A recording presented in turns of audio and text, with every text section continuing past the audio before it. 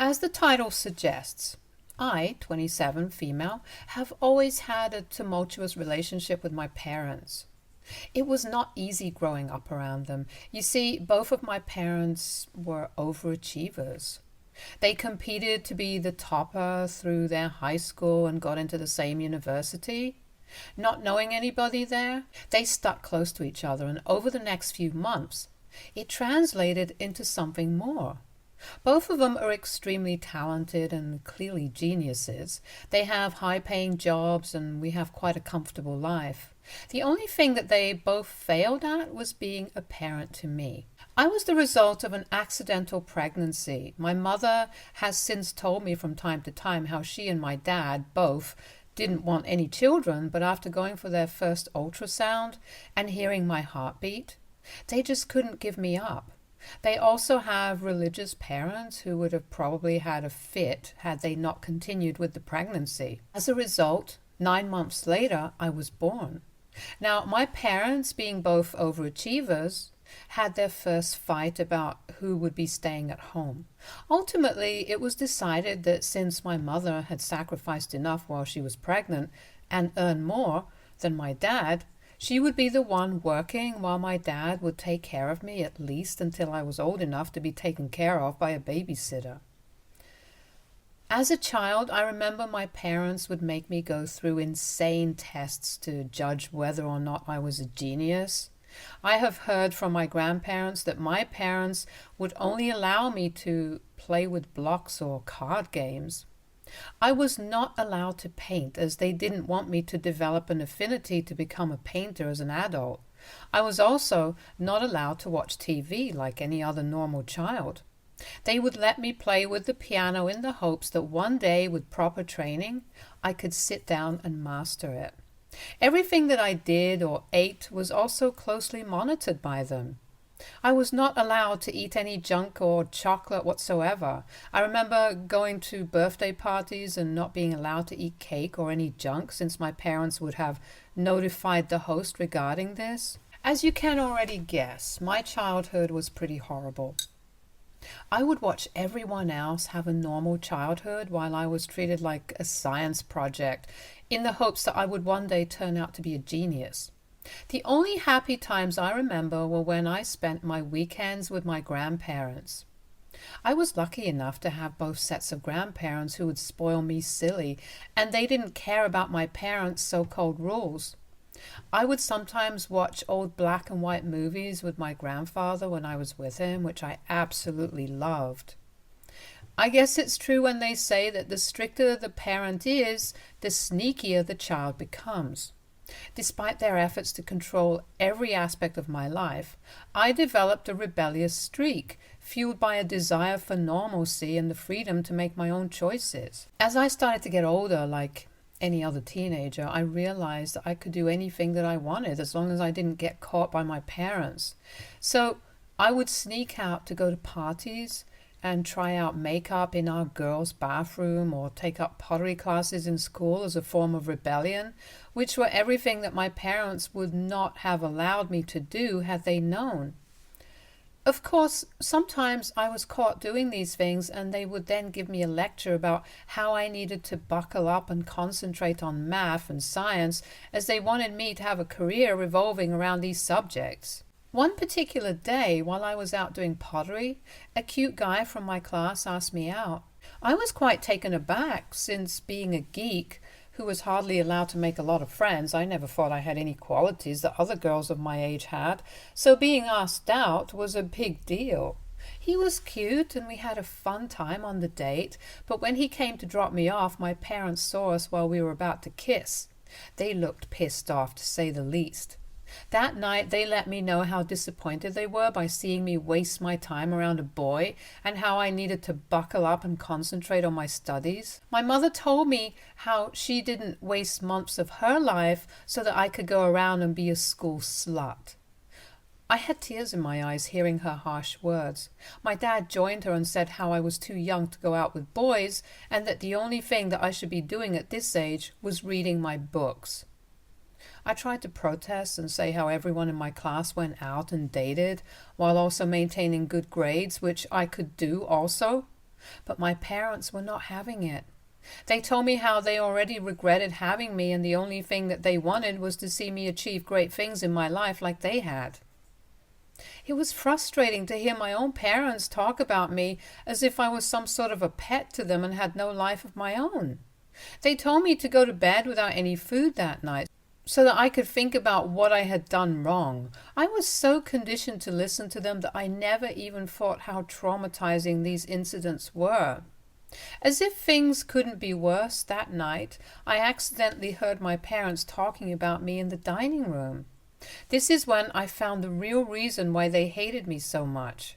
I stood frozen in shock as my parents discussed how they regretted having me, and my dad wished that they would have had a son instead of a daughter because at least then they would have had something to be proud about. My heart sank hearing for the first time how much they really hated me. I remember going to bed feeling absolutely numb. Since that day, I never did anything that my parents didn't like. To be honest, at that time, maybe I was trying to get back into the good books of my parents and hoping that one day they would love me and be proud of me. But that day never came.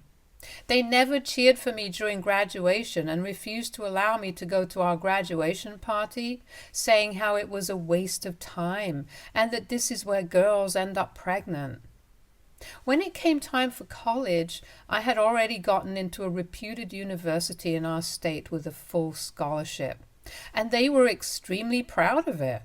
My dad, who had a degree in the same field, wanted me to spend my months leading up to college by meeting his peers and hopefully doing an internship so that I would be better prepared than my peers. Looking back, I can see how extremely crazy and controlling they were, and I wish I could have stood up to them.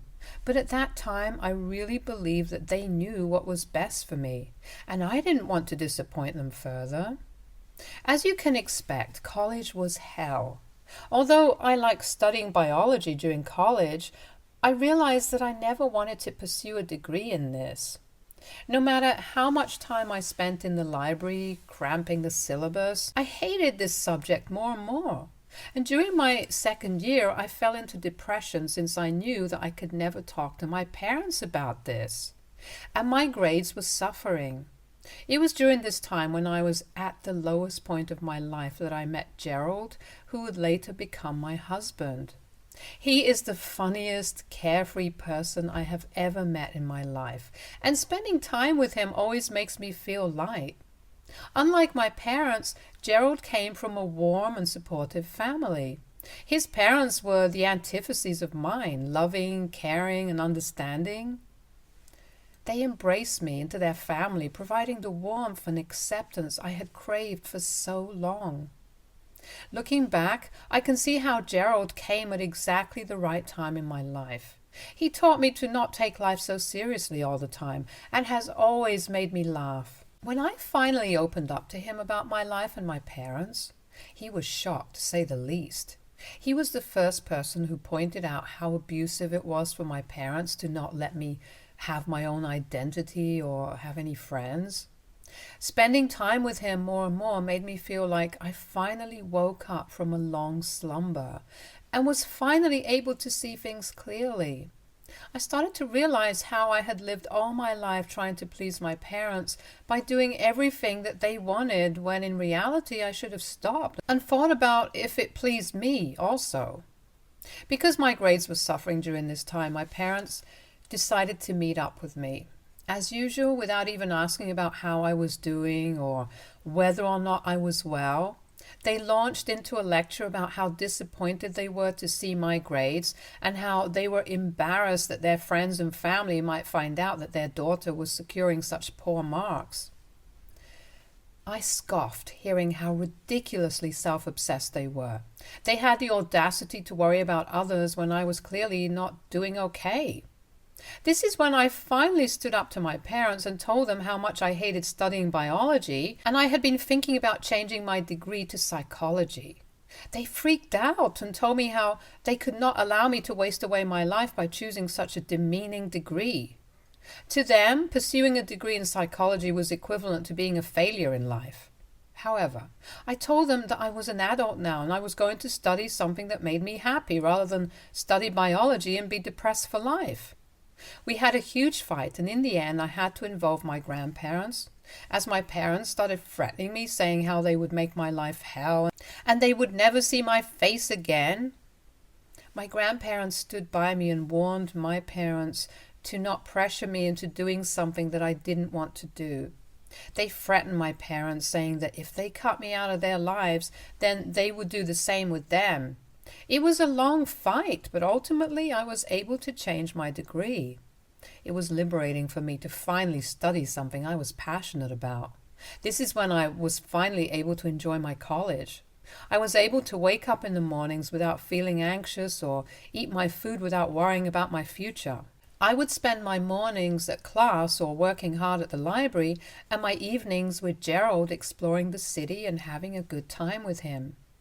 After dating him for 2 years, I thought it would be a good time to introduce him to my parents, since his parents already knew about us. When my parents met Gerald, they immediately had a problem, just like I had already anticipated. They hardly interacted with him and kept quiet throughout dinner. After he left, they immediately told me how I needed to stay far away from men like him, since he came from a lowly background and was pursuing a degree in arts, which they absolutely hated. They even went as far as to tell me that he was probably with me because he wanted his hands on their money in the future, and they wanted me to break it off. I found their reasoning absolutely ridiculous and preposterous, since Gerald and I had been dating for a long time and he had never asked me anything regarding my parents' assets. The only thing he knew about my parents was from what I had told him about my childhood. He clearly loved me as much as I loved him, and it was sad that my parents couldn't see the love between us. My grandparents, on the other hand, had a completely opposite reaction when they met Gerald for the first time. They were so happy to meet him and couldn't stop gushing about how well-mannered and respectful he was. As much as my parents hated and protested about it, I went on to marry Gerald after we both had graduated from college and had our own jobs. Marrying Gerald has been the best decision of my life because no one has ever taken care of me the way he does. I remember when I used to live with my parents. I never felt at home with them since they were always so cold to me. But after marrying Gerald, we have been able to build this home for ourselves in another state, thousands of miles away from my parents, where I feel warm, fuzzy, and comfortable. Fast forward a year later and I got pregnant.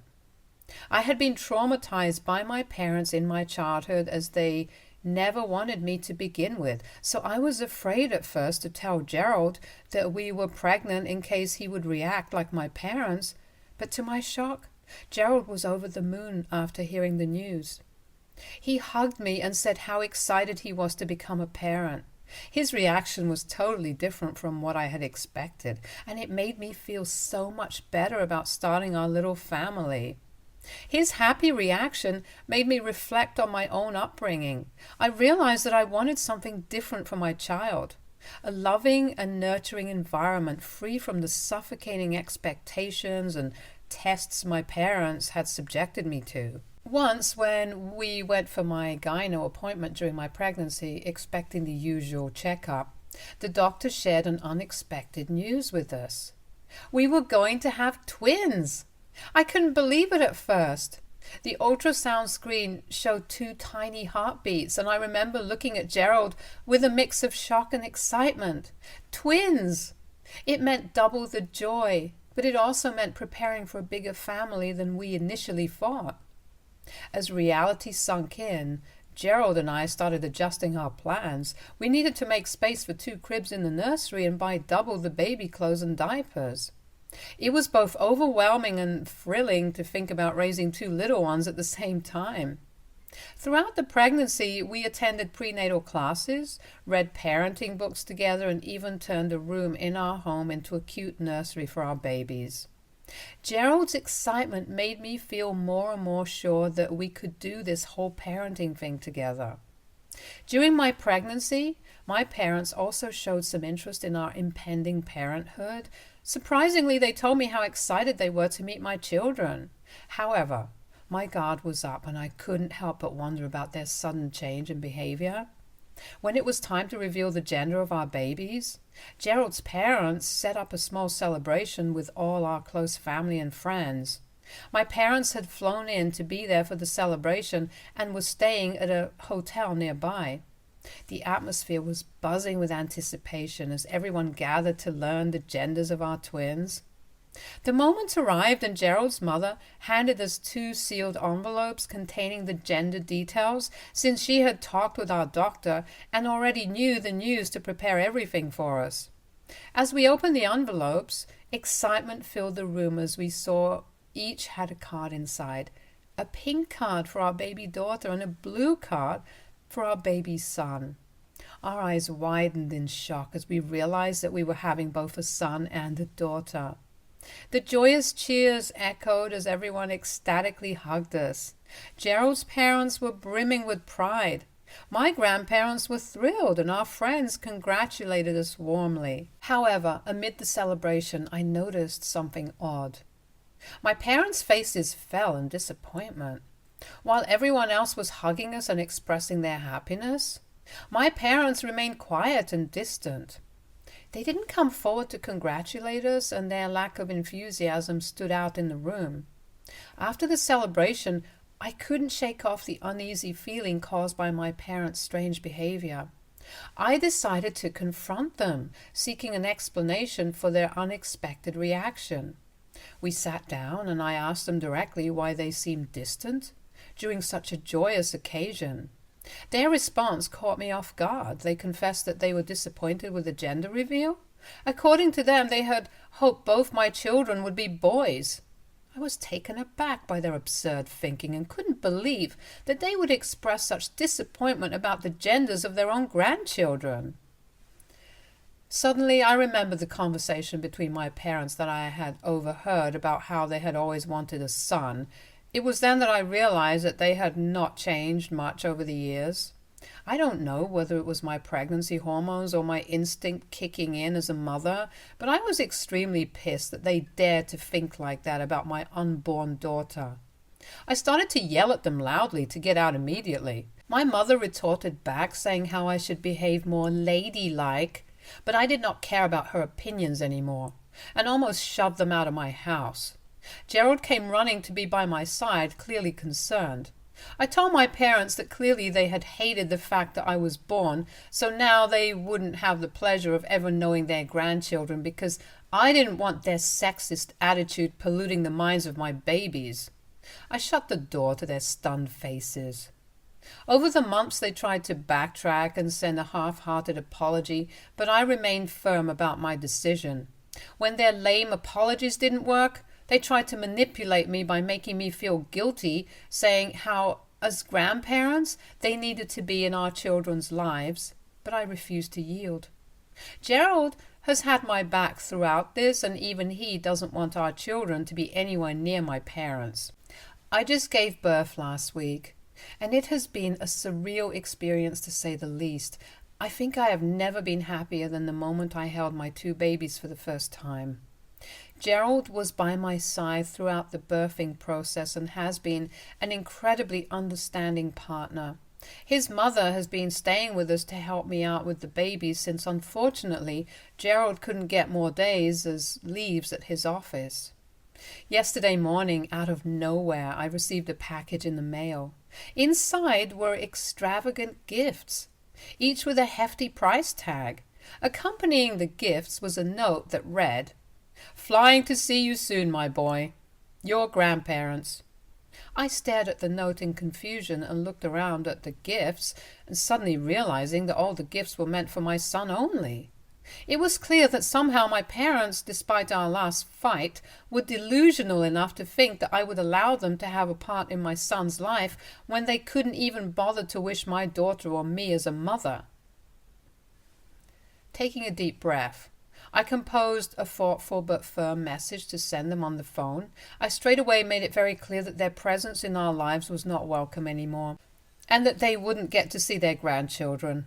I warned them that if they showed up on our doorstep, then I would be calling the police on them. I knew it would ignite a storm, and it did. My parents responded with a barrage of messages and calls accusing me of being ungrateful and stubborn. I have ignored their calls and left their messages on read. According to them, I'm trying to be controlling by not allowing them to have a relationship with my son, when clearly they have all rights as a grandparent. I don't think I can allow them to disrespect my daughter like that. Hence, I don't want their presence in our lives, and believe cutting them off is the right decision.